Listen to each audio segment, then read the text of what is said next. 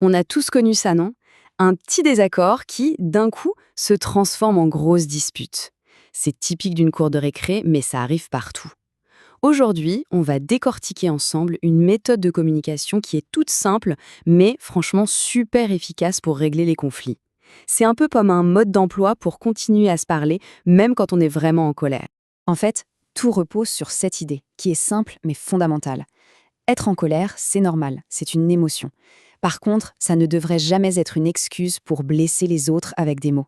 Il y a une autre façon de faire, une méthode pour communiquer qui permet de réparer les choses au lieu de tout casser. Sérieusement, qui n'a jamais vécu cette situation?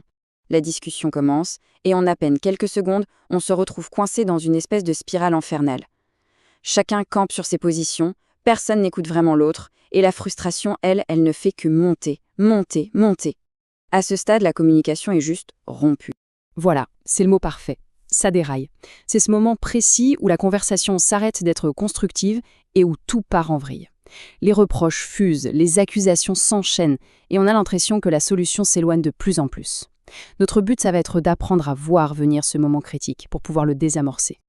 Alors, c'est quoi la différence entre s'accuser et se parler? Eh bien, d'un côté, quand on s'accuse, on crée du blâme, et l'autre se met tout de suite sur la défensive. Ça ne mène absolument nulle part, on tourne en rond. De l'autre côté, quand on fait le choix de se parler, là, on ouvre la porte à la compréhension, à l'écoute, et du coup, on ne tourne plus en rond, on avance, ensemble. Bon alors, comment on fait pour sortir de ce cercle vicieux? La toute première étape, avant même de penser à une solution, c'est de tout arrêter. Il faut en quelque sorte appuyer sur le bouton pause pour se donner un peu d'air et créer un espace pour une conversation différente, plus calme. Oui, c'est aussi simple que ça en a l'air. Il suffit qu'une personne le propose, que ce soit un adulte ou même un des enfants. Stop, on fait une pause. Cette petite phrase, c'est la clé pour stopper le déraillement et se donner une chance de repartir sur de bonnes bases.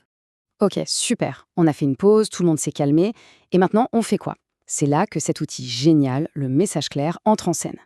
C'est une sorte de feuille de route en 4 étapes, toute simple. Elle est conçue pour nous aider à mettre de l'ordre dans nos pensées, dans nos émotions, pour pouvoir les exprimer clairement et surtout sans agresser l'autre. Pensez-y comme à un jeu de 4 cartes à jouer dans le bon ordre. Fait, ressenti, besoin et proposition. Chaque carte a son rôle bien précis et quand on les met ensemble, elles forment un message qui est à la fois complet et constructif. C'est un petit outil hyper facile à mémoriser. On commence avec la première carte, les faits. Et attention, c'est peut-être la plus compliquée. Pourquoi?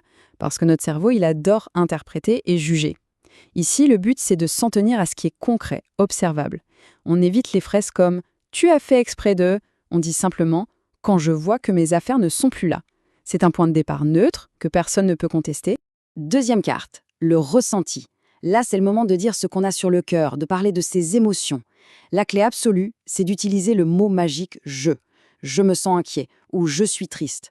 On partage son état intérieur et ça, c'est indiscutable. Personne ne peut venir dire « non, ce n'est pas vrai, tu ne te sens pas comme ça ». La troisième carte est super importante, le besoin. C'est là qu'on fait le lien entre l'émotion et un besoin plus profond. Je me sens inquiet parce que j'ai besoin de me sentir en sécurité. Ou je suis en colère parce que j'ai besoin de respect. Le fait de nommer le besoin, ça donne du sens à l'émotion et ça rend la demande légitime. Et enfin, on arrive à la quatrième et dernière carte, la proposition. C'est l'étape qui nous fait regarder vers l'avenir. Au lieu de rester bloqué sur le problème, on suggère une solution concrète et positive. Je propose qu'on vérifie ensemble ou je propose qu'on fasse une nouvelle règle pour que ça n'arrive plus. C'est une invitation à agir pour trouver une solution à deux. Bon, en théorie, ça a l'air bien, mais concrètement, ça donne quoi? On va regarder comment ça se passe dans une situation bien réelle. On va suivre un petit conflit entre 2 élèves et voir comment cet outil peut transformer complètement un échange. Écoutez bien comme c'est différent. Au lieu de crier « Hey, t'as piqué mes affaires !» l'élève A déroule son message en suivant parfaitement les 4 étapes. Il commence par un fait, il exprime son émotion avec « je », il explique son besoin et il termine par une proposition. Son message est clair, il n'est pas agressif et surtout il ouvre la porte au dialogue au lieu de la claquer.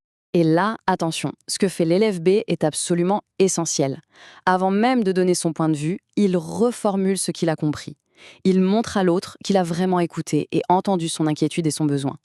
Psychologiquement, c'est hyper puissant. Le simple fait de se sentir entendu, ça fait tout de suite baisser la tension d'un cran. C'est la preuve que le message est bien passé. Maintenant que l'élève A se sent écouté, c'est au tour de l'élève B d'utiliser exactement le même outil. Il applique la même structure. Un fait, quand on me soupçonne, son ressenti, son besoin, parler sans accuser, et une proposition constructive. Il n'est plus sur la défensive, il explique, il partage. Et là, on peut commencer à chercher une vraie solution ensemble. Ce qui est formidable avec cet outil, c'est que ça ne s'applique pas qu'à la salle de classe, évidemment. C'est une vraie compétence de vie. Alors, c'est intéressant de se demander comment on pourrait se l'approprier, chacun à sa manière. Pour ça, on peut se poser la question. Pour certaines personnes, décrire les faits sans jugement, c'est assez naturel. Pour d'autres, le plus gros défi, c'est de trouver les mots justes pour parler de leurs émotions ou identifier leurs besoins. Apprendre à se connaître, c'est déjà un grand pas vers une meilleure communication. Allez, un petit récapitulatif pour la route. Voilà la boîte à outils à garder dans un coin de sa tête. 4 questions toutes simples pour guider une conversation difficile. C'est un aide-mémoire vraiment puissant pour transformer un conflit en une chance de mieux se comprendre. Et pour finir, pas de pression, hein. Le but, ce n'est pas de maîtriser les 4 étapes parfaitement du premier coup. Rien que le fait d'essayer d'utiliser un petit bout de la structure, juste le « quand je me sens, je veux », ça peut déjà faire une énorme différence. Parce qu'au fond, apprendre et se parler sans se faire de mal, c'est peut-être l'une des compétences les plus précieuses qu'on puisse développer.